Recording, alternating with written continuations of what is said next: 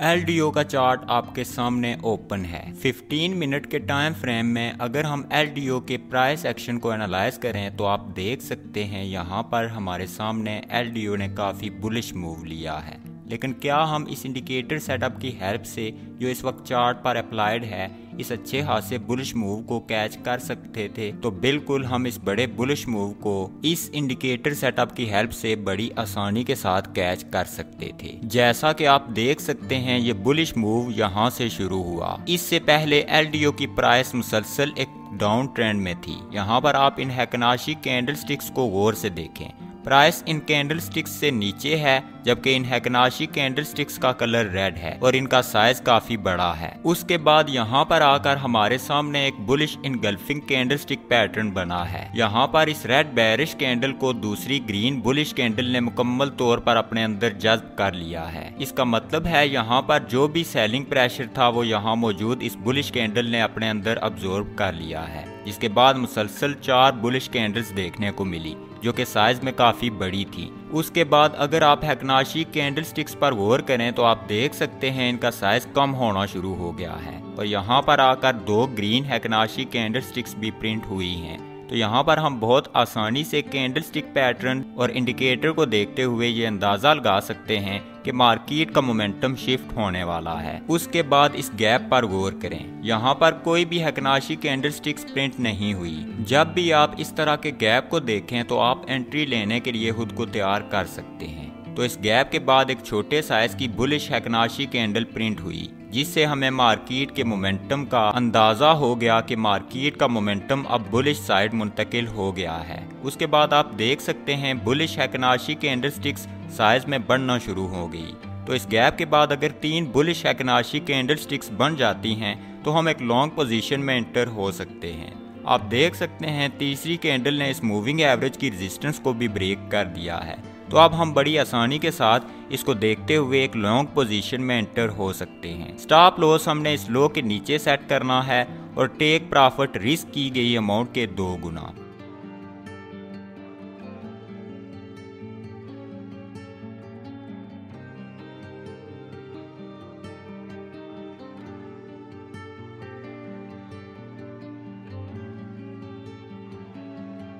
तो इस तरह हम बड़ी आसानी से ट्रेलिंग स्टॉप लॉस की हेल्प से इस बड़े बुलिश मूव को कैच कर सकते थे। ये एक सिंपल सी स्ट्रेटजी है जिसको आप ब्रेकआउट स्ट्रेटजी के तौर पर भी ले सकते हैं। तो आज की वीडियो में हम इस इंडिकेटर सेटअप की हेल्प से मार्केट में एंट्री बनाने और प्रॉफिट बनाने की कोशिश करेंगे। तो अगर आप इस सेटअप को सीखना चाहते हैं तो वीडियो को लाइक कर दें, चैनल को सब्सक्राइब कर दें और एंड तक वीडियो को मुकम्मल देखें।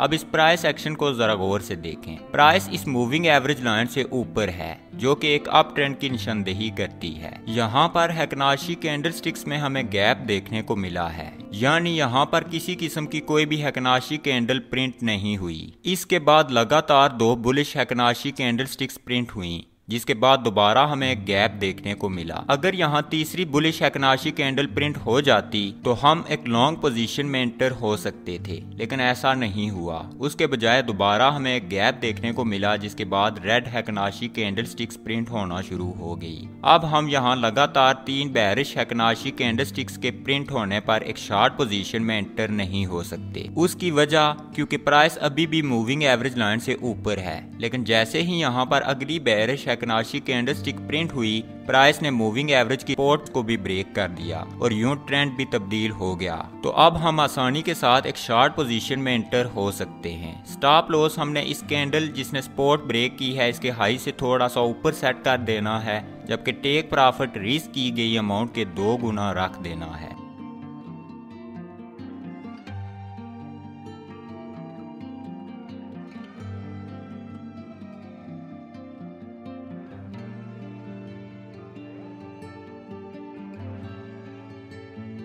अब आप समझ चुके होंगे कि स्ट्रेटजी इंतहाई आसान है। अगर प्राइस इस मूविंग एवरेज लाइन से ऊपर है और हैकनाशी कैंडलस्टिक्स बुलिश प्रिंट हो रही हैं तो आपने एक गैप तलाश करना है। अगर गैप के बाद मुसलसल 3 बुलिश हैकनाशी कैंडलस्टिक्स प्रिंट हो जाती हैं और प्राइस इस मूविंग एवरेज लाइन से ऊपर होती है तो आप एक लॉन्ग पोजीशन में एंटर होंगे। उसके बरअक्स अगर प्राइस मूविंग एवरेज लाइन से नीचे है और एक गैप के बाद मुसलसल 3 बेरिश हैकनाशी कैंडलस्टिक्स प्रिंट हो जाती हैं तो आप एक शॉर्ट पोजीशन में एंटर हो जाएंगे। लेकिन बाद सूरतों में ऐसा भी होता है, जैसे हमने 2 प्रीवियस एग्जांपल्स में देखा है कि प्राइस मूविंग एवरेज लाइन से नीचे होती है, फिर एक गैप जाहिर होता है जिसके बाद बुलिश हैकनाशी कैंडलस्टिक्स प्रिंट होना शुरू हो जाती हैं। जिसके बाद जब प्राइस मूविंग एवरेज की रेजिस्टेंस को ब्रेक करती है तब हम छोटे से स्टॉप लॉस के साथ इंटर हो जाते हैं।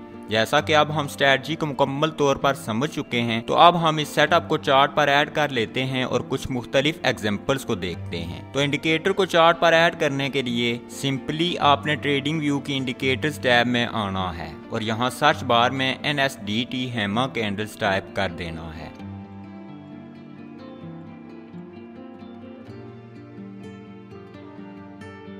टाइप करने के बाद आपने इस इंडिकेटर को सिलेक्ट करना है और चार्ट पर ऐड कर देना है।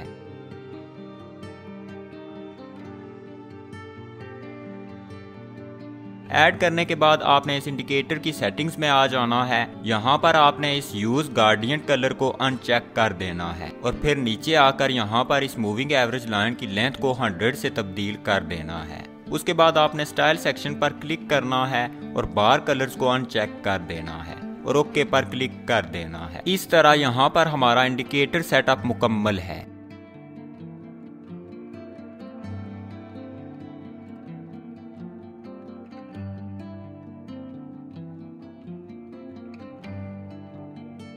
यहाँ पर मैट्रिक का 15 मिनट का चार्ट आपके सामने ओपन है। जैसा कि आप देख सकते हैं प्राइस एक अप ट्रेंड में थी, जिसके बाद प्राइस ने करेक्शन ली, इस डिमांड जोन को टेस्ट किया और यहाँ पर एक बुलिश इनगल्फिंग कैंडल जाहिर हुई जो कि बाइंग प्रेशर की तरफ एक सिग्नल है। उसके बाद प्राइस तेजी के साथ मूविंग एवरेज लाइन के ऊपर आ गई। यहाँ पर हमें एक गैप देखने को मिला जिसके बाद लगातार 3 बुलिश हैकनाशी कैंडल स्टिक्स प्रिंट हुई। तो इस तरह हम यहाँ पर एक लॉन्ग पोजीशन में एंटर हो सकते हैं। स्टॉप लॉस के लिए बेहतरीन जगह इस बुलिश कैंडल के नीचे है, जबकि टेक प्रॉफिट टारगेट हमने कम से कम रिस्क की गई अमाउंट के 2 गुना रख देना है।